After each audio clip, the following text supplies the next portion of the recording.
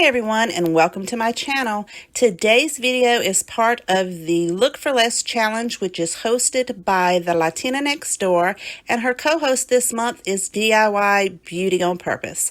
I will have links to their channels as well as a link to the playlist in my description box down below.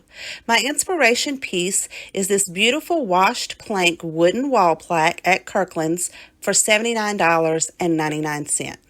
I am reusing a picture frame that I already had on hand, and I just pulled the paper from the back, popped out the glass and the picture that was inside of it, sanded that down to a smooth finish on the back, and I'm going to keep that back piece to put back on there once I am completed with the project.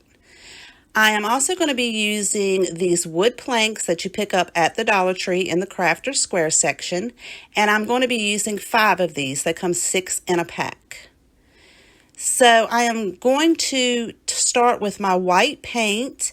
I'm going to mix 2 parts water, 1 part white acrylic paint, and paint one of the boards in this white color. And I do get the sides just in case you can see that, and making sure I get the front. Then I'm going to be using a country gray acrylic paint with the same parts, 2 parts water, 1 part paint, and I'm going to paint 2 of the boards with this gray wash. And I do give the gray wash planks 2 coats because I wanted it to be a little darker. So I'll set that to the side and give it a second coat in just a minute.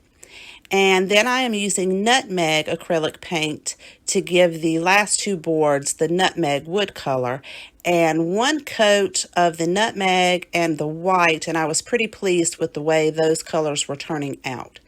So I do set these to the side and make sure they completely and thoroughly dry before I put them with my frame, because it was with water, so you want to make sure that they are completely dry before you move on to the step of installing them into the frame.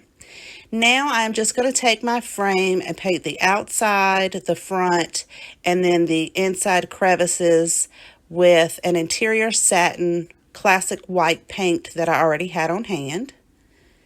And I am going to make sure that I get those inside pieces so that you don't see any of the dark wood once I get this put together.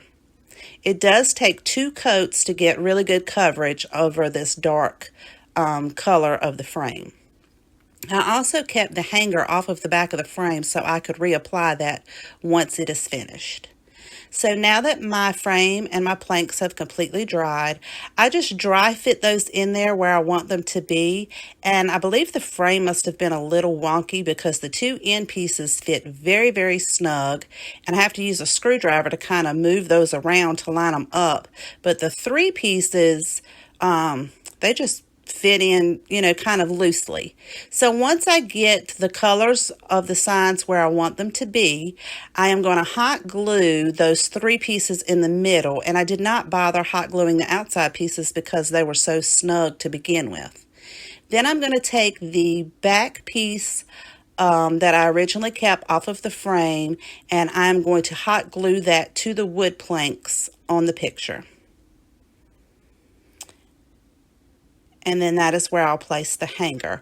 So I'm spelled out the word love with some cotton clothesline rope that I already had on hand, and I just kind of worked with it until I got it the shape I wanted it, and I just used clips to hold it in place, and then I removed the clips and hot glue the clothesline together to spell the word.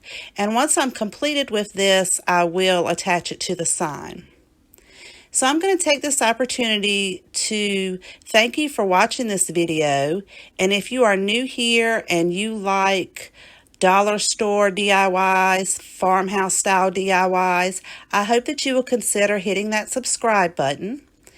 And if you'd like to, hit the bell notification to be notified when I upload new videos.